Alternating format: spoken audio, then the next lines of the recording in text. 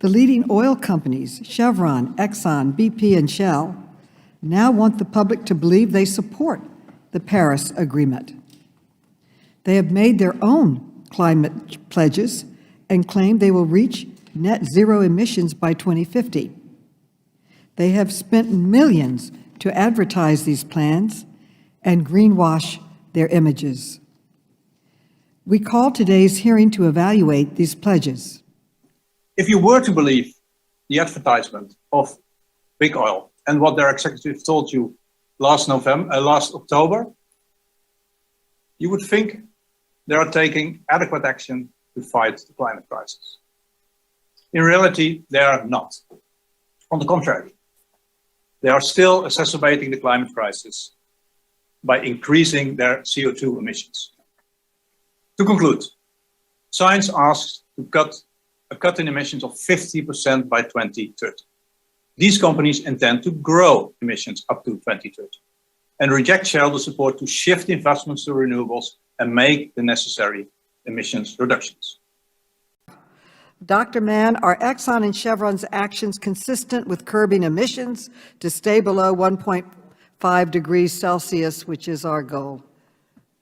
No, as we've already heard, they're not even close to doing that. They've focused largely on Scope 1 and Scope 2 emissions, but 90% of the carbon pollution that they produce is in the form of these Scope 3 emissions. The fact that their product, fossil fuels, is burned and creates carbon pollution that warms up the planet. I'd like to ask the question of Mr. Van Baal.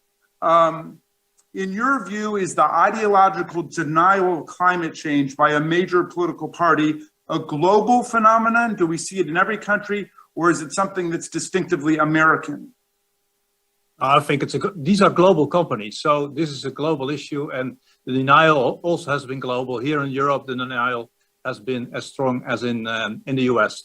I think that's almost ended.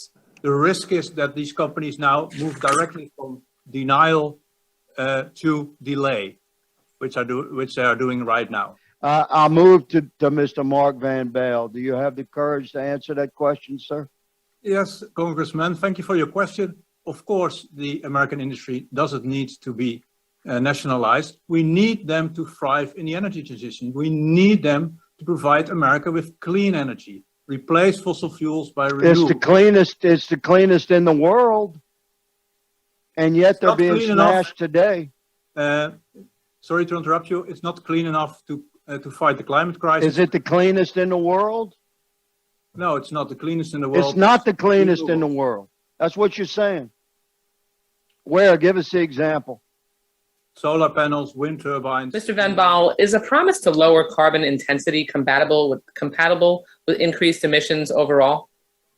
If it would lead to a decrease of absolute emissions, it would be a credible claim. But all these companies are promising to lower their intensity, and they still will increase their absolute emissions.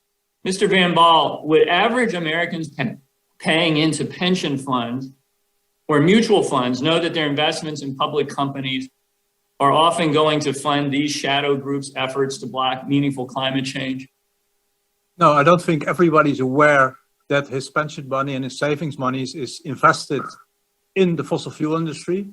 And at the same time, the fossil industry is threatening all their assets, also their investments in whatever other industries that are all going to suffer from devastating climate change if we don't change fast enough. So I think the general public should be aware that their savings and pensions are in fossil fuel companies, and that the fossil fuels companies can make or break the Paris Accord, and therefore make and break their savings and pensions in the long term.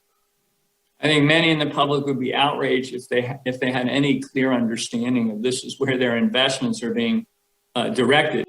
BP spent 4.3% only of its capital expenditures on clean energies in 2021. So, Mr. Van Baal, I mean, do you think spending 4% of the company's investment on clean energy makes it an energy, integrated energy company?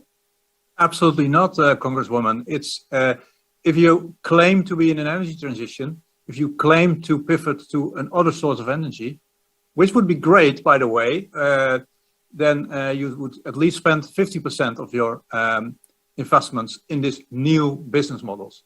These companies, These companies with this small amounts, which, by the way, are most of the time smaller than their marketing amounts, risk of being the codex of the 21st century. So, Ms. Lewis, what kinds of perverse incentives do tax credits like 45Q set up for big oil companies? And, I know Mr. Van Baal seemed to have his hand raised, and I'd like to give him an opportunity to speak as well. Sure. I'll just say that Congress could pass EPWA, the End Polluter Welfare Act, to address some of those concerns, and I'll defer to Mark. Yeah, the remark I like to make about all these pledges of these oil majors, they all pledge to be Paris aligned in 2050. And they don't take the necessary action in the next 10 years. And in the next 10 years, we will win or lose the fight against climate change. We have to make very bold and brave decisions in the coming years to reduce emissions by 50% in 2030. So talking about 2050 is pointless if you don't have targets to reduce your emissions in the next decades, and none of these four oil majors has. Although their shareholders want them to do that because their shareholders see that all their assets are at risk.